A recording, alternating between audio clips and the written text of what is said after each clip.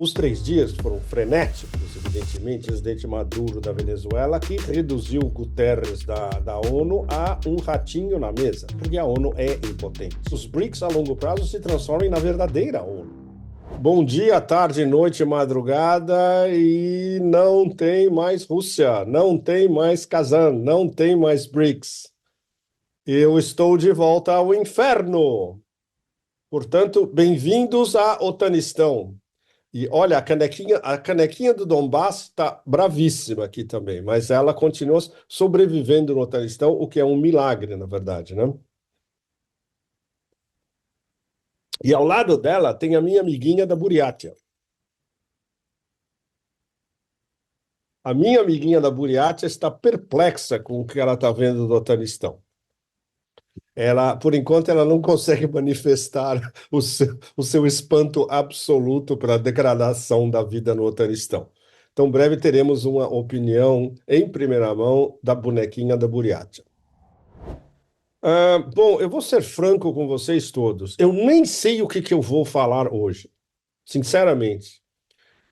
Eu ainda estou num turbilhão dos primeiros, desses 10 meses, onde eu passei, eu acho que 8 deles on the road. Eu estou viajando sem parar, acho que desde fevereiro ou março. Fevereiro e março eu estava na Rússia.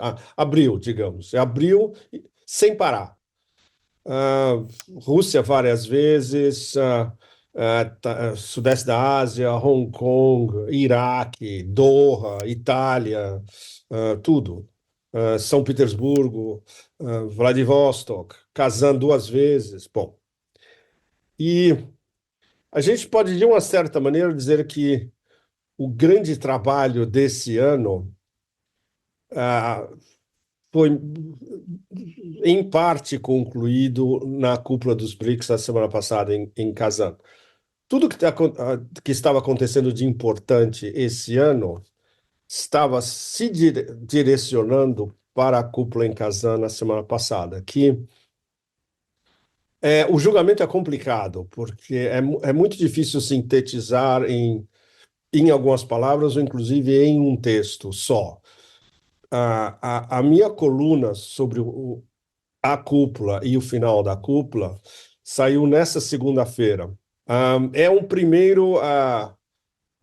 primeira abordagem. Nesse momento, enquanto eu conversando com vocês, eu estou fazendo uma segunda, e provavelmente amanhã eu vou fazer uma terceira, com ângulos diferentes, com um ângulo puxando muito para as terras do Islã, e um outro ângulo elaborando em detalhes algumas das decisões geoeconômicas e financeiras de Kazan. Vocês devem ter visto no último Pepe Café que foi a quente, né? A seco, imediatamente após o final da coletiva do presidente Putin. É legal ter tempo depois de você ruminar não só os 3 dias, que foram frenéticos, evidentemente, de uma quantidade de trabalho imensa para os Sherpas da cúpula, para os participantes e para nós que estávamos seguindo, evidentemente.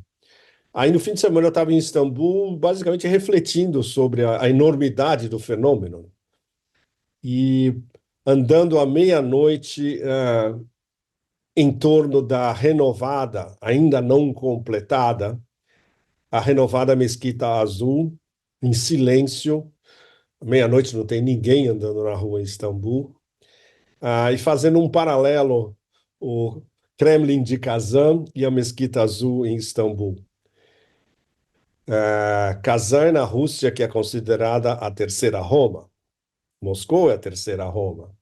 Kazan como um centro multipolar de coexistência entre muçulmanos, tatars e cristãos ortodoxos, é a terceira Roma. E Constantinopla, Bizâncio, Constantinopla, Istambul, a segunda Roma. Então, esse cruzamento transcultural e, e de estados-civilização e essa ligação islâmica muito presente no fórum em Kazan foi importante refletir sobre tudo isso em andando à noite em Istambul, à sombra da mesquita. E, bom, agora no Otanistão é incrível, você atravessa um Alice no País das Maravilhas ao contrário, né? É como se você saísse de uma realidade de Alice através do espelho e você entrasse num conto do Edgar Allan Poe, onde você está desabando no poço e no pêndulo e você está caindo mais fundo no, no fundo negro do poço.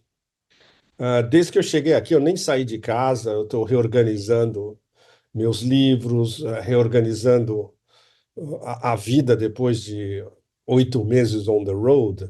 Claro, né? Você tem que achar os seus pontos de referência de novo. Um, e, uh, e aprofundando essa reflexão sobre a enormidade do que aconteceu em Kazan. Um, uma das metáforas, uh, eu usei como uma das metáforas como uma estação, a primeira estação de onde está saindo o trem-bala para o futuro, de um mundo mais justo, mais equânime. Inclusive espacial a metáfora, porque onde a gente estava, naqueles pavilhões ligados ao aeroporto e ligados ao trem que leva você para o centro de Kazan, era uma estação, metaforicamente era uma estação e espacialmente era construída como uma estação. Essa aqui é a estação. Aliás, na verdade a gente está numa estação. Todos esses pavilhões, aqui é o pavilhão A3, lá atrás é o pavilhão A1 e A2. Você chega no final, você tem uma passarela que vai direto no aeroporto. Se você vai reto, você vai no aeroporto, se você vira à direita, você pega o trem para ir para a cidade. Ou seja, isso aqui é uma estação gigante, na verdade. A metáfora da estação se aplica onde a gente está. A viagem, pode-se dizer que a viagem começou auspiciosamente. Teve decisões bastante importantes, ainda que não virando o mundo de ponta cabeça em Kazan. Seria impossível, tendo em vista não só as diferenças internas entre os 9 membros dos BRICS. A Arábia Saudita continua em um flu não definido por eles mesmos, por MBS. Ele está esperando as eleições americanas, certamente, para definir o status da Arábia Saudita nos BRICS até o final do ano. E o presidente Putin mesmo diz, ele não respondeu qual é o status da Arábia Saudita. Está dentro, está fora, está no muro. Está basicamente no muro ainda. Entre as várias decisões super importantes, eu coloquei na minha coluna, pela ordem, a Declaração de Kazan, que é um manifesto de intenções bastante detalhado, que vai ser apresentado ao Conselho de Segurança da ONU e, evidentemente, o veto da, da voz do mestre vai vetar tudo e não vai nem prestar atenção, se ler e se entender o que vai ler. Mas a Declaração de Kazan é muito importante como justamente o mapa de como esse mundo diverso, multilateral, multinodal, não unilateral pode progredir. В целом, в текущем году в сотрудничестве стран БРИКС достигнуты серьезные результаты. Сообща нам удалось продвинуться по всем 3 магистральным направлениям в политике и безопасности, экономике и финансах, культурных и гуманитарных контактах. И это хороший задел на будущее. К нашему утверждению подготовлена итоговая декларация, в которой содержатся общие оценки положения дел в мире, суммированы результаты российского председательства БРИКС, определены ориентиры взаимодействия на долгосрочную перспективу. Хочу обратиться еще раз к коллегам. Есть ли какие-то возражения, замечания к этой декларации? Если нет, то предлагаю считать декларацию принятой. Как уже, да, и хочу отметить, что мы планируем распространить ее в ООН как nós общий совместный документ. É uma carta de intenções de como pode ser feita uma reforma das instituições internacionais que regulam a geopolítica e a geoeconomia. A gente sabe que essa reforma não vai vir dos detentores do poder e eles vão resistir até além de qualquer limite uma reforma. Mas o fato de que os BRICS propõem essa reforma e que vai ter um eco enorme pelo sul global, pela maioria global inteira, é muito importante como registro histórico. Agora já está, essa declaração de Kazan, historicamente, é muito importante. Ela é tão importante neste século como o que surgiu da Conferência de Bandung em 1955 na Indonésia, que foi a primeira grande conferência de descolonização e em busca de um mundo descolonizado e que, afinal, não conseguiu realizar o que pretendia, porque na época os novos países descolonizados, o que nós chamávamos antes de terceiro mundo, era muito fraco em relação ao poder hegemônico. Agora a equação é completamente diferente.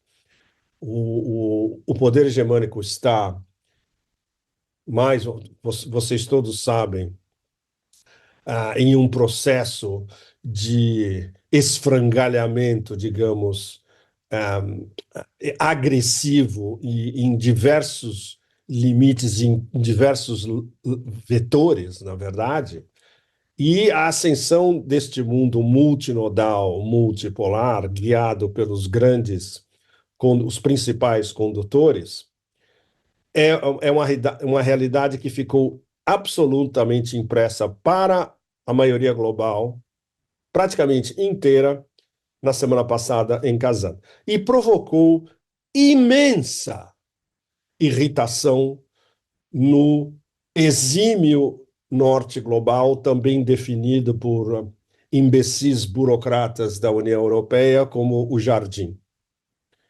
É como se a selva tivesse dito para o jardim: olha, vai brincar aí no seu jardinzinho cheio de areia, na verdade, onde não crescem mais flores, e nos deixem em paz. Porque nós vamos arrumar a selva, entre aspas, do nosso jeito, e nós não precisamos de vocês para organizar a selva, que é a selva planetária, literalmente, metaforicamente ou não.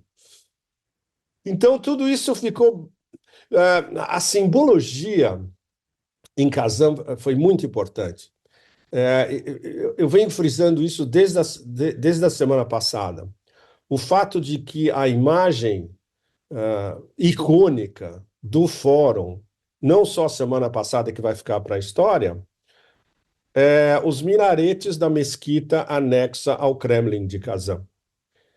Do ponto de vista das terras do Islã, do ponto de vista de quase 2 bilhões de muçulmanos no planeta inteiro acompanhando o fórum nos seus smartphones, isso não poderia ser mais potente. Sim, é a Rússia, é o poder da Rússia organizando um fórum global desta amplitude e uma ligação muito forte com as terras do Islã, na prática, inclusive. E isso se refletiu, mais uma vez, nessa nova categoria que foi estabelecida durante o fórum dos partners, dos parceiros dos BRICS, 13.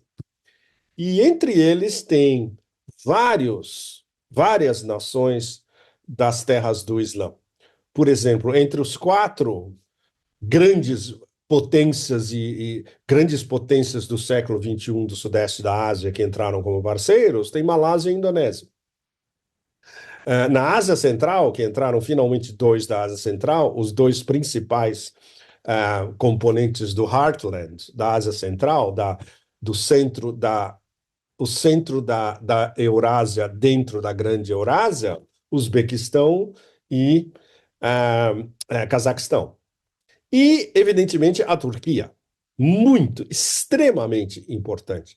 Erdogan, mesmo tendo que sair mais cedo por causa daquele atentado, o tempo que ele ficou em Kazan e via-se. Erdogan, como vocês sabem, é um como é que chama? É praticamente uma estátua de sal, né? E não sorri nunca, não demonstra nenhum tipo de emoção ou empatia, mas ele estava visivelmente interessado não só em estar em Kazan, como conversar com alguns dos seus principais interlocutores, presidente Putin, presidente Xi, presidente Modi e também o presidente Pezeshkian do Irã. Então, muito importante essa expansão praticamente de fato dos BRICS, que agora não são apenas 9, mas 9 mais 13, mesmo com a Arábia Saudita ainda não definida, muito importante, porque a partir de agora eles vão estar acompanhando muito de perto as decisões dos 9 BRICS principais. Então, a declaração de Kazan, a mesa o que a gente chama de BRICS Plus, o BRICS+, ou na denominação oficial, BRICS Outreach, que é o BRICS, como é que chama? Alcançando, expandindo seus tentáculos, digamos, e alcançando os partners e até os candidatos a partners. A mesa foi absolutamente extraordinária. Foi a mesa com o presidente Putin presidindo, abrindo os trabalhos e depois abrindo o plenário para todo mundo falar, todo mundo com voz igual falar, os representantes das outras 35 nações, tinha a Rússia, mais 35 na mesa, mais 6 organizações internacionais, incluindo a ONU, a Palestina estava incluída, e o Banco dos BRICS, o NDB, representado pela presidente Dilma Rousseff.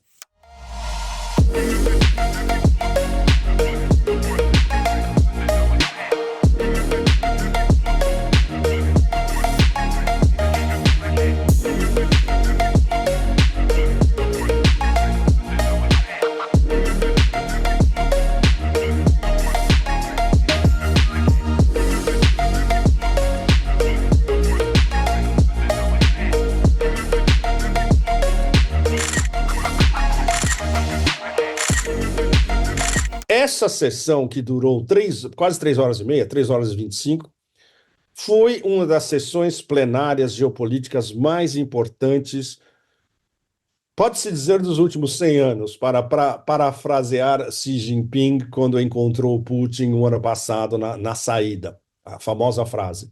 Nós estamos presenciando mudanças não vistas nos últimos 100 anos. Esta mesa plenária, essa sessão de 3 horas e meia, faz parte dessas mudanças onde não se via há 100 anos, porque a gente viu representantes da maioria global, de todos os continentes, falando, se expressando diretamente para os seus companheiros, lideranças e representantes máximos, mensagens que eram não só de fé na possibilidade de uma mudança radical no sistema de relações internacionais e na geoeconomia e na geopolítica, e também fazendo duras críticas aos, vamos chamá-los, suspeitos de sempre, ou suspeitos usuais. O caso, por exemplo, do discurso da Palestina e do discurso, pode-se dizer, extraordinário do presidente Maduro da Venezuela, que reduziu Guterres da ONU a um ratinho na mesa. Ele estava se encolhendo cada vez mais porque Guterres falou: onde está a ONU quando a gente está vendo um genocídio em massa sendo perpetrado 24/7 na frente do planeta inteiro? Obviamente, a ONU não tem resposta para isso, porque a ONU é impotente. Ao mesmo tempo, os BRICS são gradualistas, e isso é muito importante. Os BRICS não são um movimento revolucionário. Então, eles têm que ser gradualistas. Então, eles têm que lançar uma declaração como a de Kazan, que propõe reformas no sistema internacional de relações políticas e econômicas. Os líderes, os principais, sabem perfeitamente que isso vai ser completamente ignorado pelo poder hegemônico e, evidentemente, pelos seus vassalos na União Europeia. Mas esse não é o ponto, porque eles vão estar trabalhando a partir de agora cada vez de uma maneira conjunta, cada vez mais incisiva, para tentar pelo menos mudar essas regras. Vocês imaginam, por exemplo, tentar mudar as regras de funcionamento do FMI? É impossível, porque os Estados Unidos vão vetar qualquer mudança significativa do FMI, do Banco Mundial, das instituições de Bretton Woods. E no caso da ONU, a mesma coisa. A única solução plausível para uma nova ONU seria, primeiro de tudo, transferir a ONU de New York, transferir a ONU para uma latitude no sul global, na maioria global. Isso é algo a ser estudado. E a segunda possibilidade é que os BRICS, a longo prazo, se transformem na verdadeira ONU. O que é algo que nos próximos, digamos, até o final dessa década, digamos, é extremamente plausível.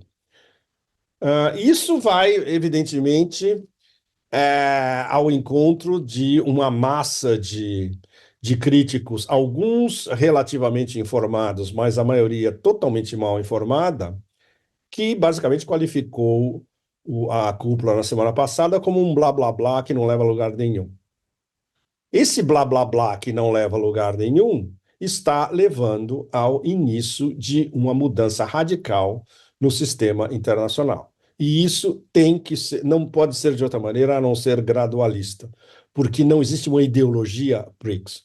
Os BRICS não seguem uma ideologia, eles são uma coordenação que envolve civilizações, estados-civilização, e envolve nações importantes, e envolve nações que têm, por exemplo, um diferencial enorme em energia, em fornecimento de energia, por exemplo, que é fundamental para o funcionamento da economia global. É um clube de discussão, mas que é um clube de discussão que está cada vez mais se constituindo como uma organização multilateral de primeira ordem, em termos de estabelecer políticas que estão de acordo com o que a maioria global pretende para o seu desenvolvimento sustentável.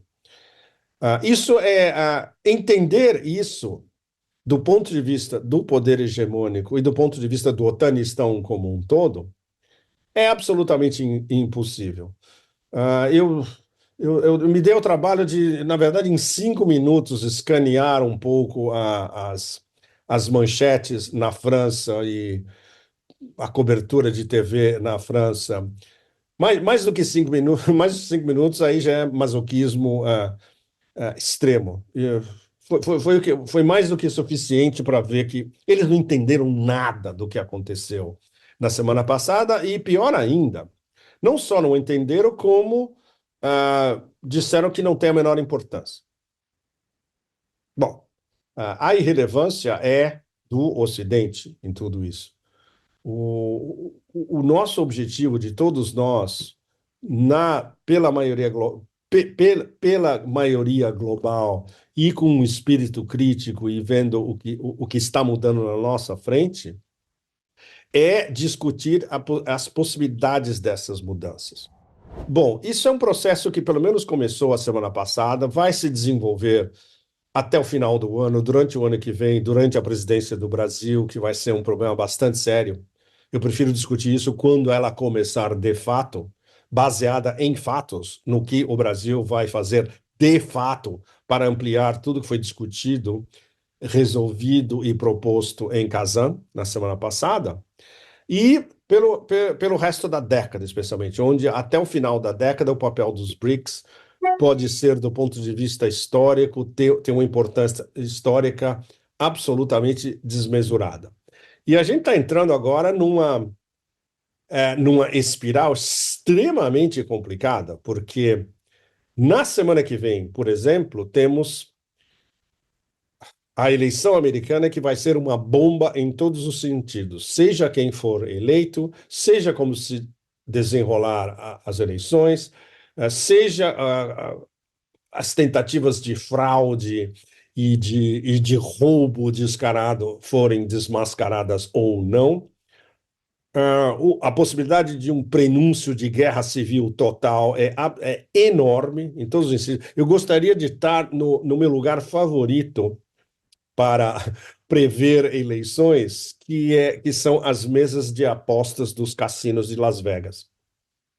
Foi o que eu fiz na eleição de 2012, na eleição de 2012. Eu cheguei em Las Vegas de manhã, no dia da eleição, e à noite eu estava com os bookmakers na sala de apostas, e tudo que eles apostaram dos resultados das eleições, de o que poderia acontecer, deu certo.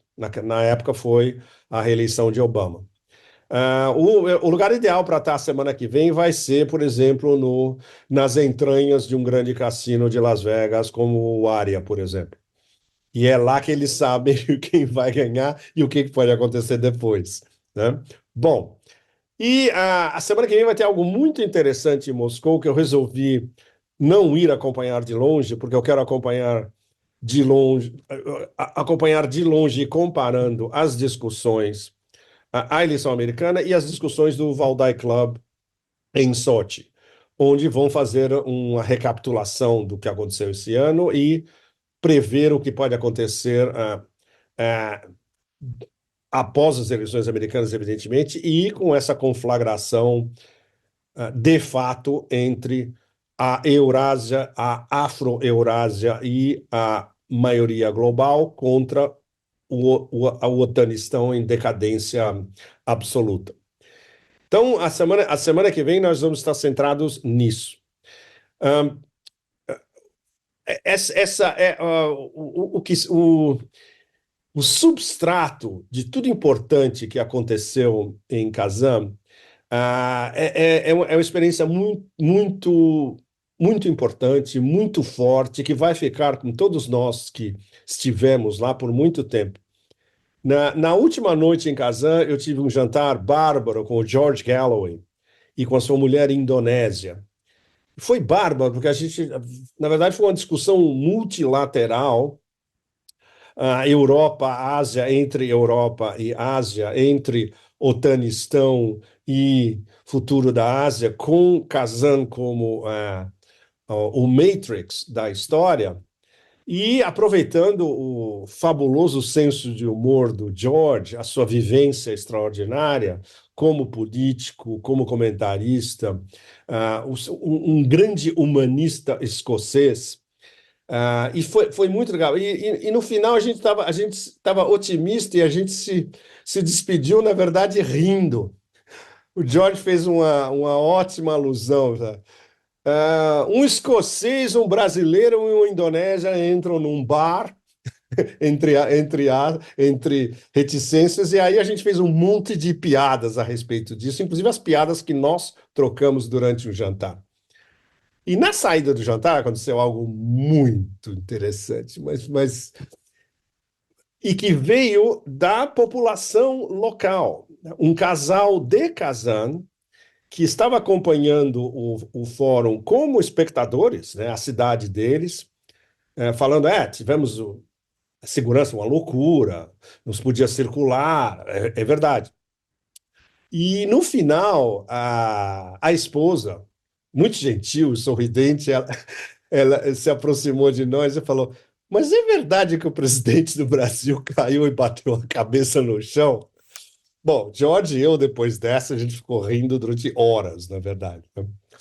Isso prova que, para a população normal, cidadãos normais de Kazan, a política foi absorvida de todas as maneiras, inclusive das maneiras mais improváveis, podemos dizer, né?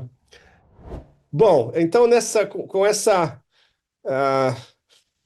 ilação mais ou menos leve, vamos mais ou menos fechar, por enquanto, esse segundo balanço lateral de Kazan. As decisões geoeconômicas continuam super importante. Vai ter várias reuniões importantes em Moscou entre essa semana e a próxima, inclusive a possibilidade de que um dos sistemas que é o sistema UNIT, que é uma unidade de valor baseada em ouro e nas moedas dos países BRICS, ele possa ter já um test drive rapidamente por uma das grandes empresas russas. Se isso dá certo, se nesse teste dá certo, outras grandes empresas podem adotar, empresas de outros países BRICS, como chinesas, podem adotar, e aí vira um rolo compressor. O que eles aprovaram em termos de plataforma de investimentos e de passar ao largo do SWIFT, isso vai começar a ser testado a partir de agora também. Então, essa noção dos BRICS agora como um imenso laboratório, a gente pode definir, na verdade, os BRICS agora como um laboratório gigante, um laboratório sul-global, não só os membros oficiais, mas os 13 parceiros, e todo mundo vai começar a testar plataformas e modos de resolução geoeconômica, de comércio internacional, de pagamento de comércio internacional, e as melhores ideias vão terminar sendo adotadas pelos BRICS como um todo e pelos partners, e isso vai extravasar para a maioria global também. Ou seja, esse processo, o começo oficial foi a semana passada, ou seja, a importância histórica disso tudo é imensa. É imensa. Nesse sentido, já é uma revolução, ainda que incipiente, de como esse sistema que várias gerações, na verdade, acreditavam que era imutável, que é o sistema de Bretton Woods estabelecido depois do final da Segunda Guerra Mundial e essa dominação unilateral do dólar americano e da maneira americana de conduzir geopolítica e geoeconomia, que os próprios consideravam eterna, fim da história e todas aquelas palhaçadas. Não. Agora as alternativas vão começar a ser não apenas conceituais, mas práticas. E esse grande laboratório vai começar a testar essas possibilidades. Então, uma das coisas principais para nós a partir de agora é prestar atenção, né, nesses indícios, nessa pipocagem de testes no universo BRICS e no universo ligado aos BRICS, de novas maneiras de fazer comércio, de corredores de conectividade, que foi outro dos temas fundamentais durante os BRICS. O presidente Putin definiu quais são os dois principais corredores de conectividade do futuro. Nós já falamos isso na semana passada, sempre bom refrisar. Россия совместно с партнерами работает по таким глобально значимым маршрутам, как Север-Юг и Северный морской путь. И мы приглашаем к сотрудничеству все заинтересованные страны. A Rota da Seda do Ártico e o Corredor Internacional Norte-Sul, que é Rússia, Irã e Índia. Um pelo norte, de leste para oeste, e o outro do norte a sul. Mais as rotas da seda chinesas, que são do leste para o oeste. Tudo isso vai começar a pegar uma velocidade cada vez maior. É como se houvesse vários trajetos e várias maneiras intrincadas das rotas da seda e das rotas do futuro justamente se conectarem. Corredores multimodais, entre aspas, com diferentes modos de transporte. O corredor norte-sul, por exemplo, ele é por terra e é marítimo. Ele atravessa o Cáspio e depois ele vai para o Oceano Índico.